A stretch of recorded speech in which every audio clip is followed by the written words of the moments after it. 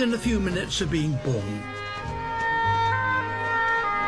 Though some need a little more time to find their feet.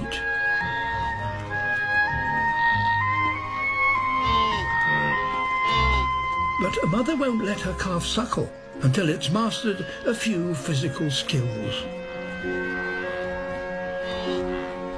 Walking, trotting,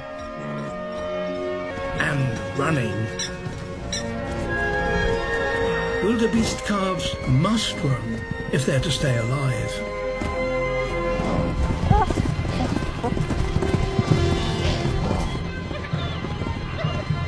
For these plains also support the greatest assembly of hunters on the planet.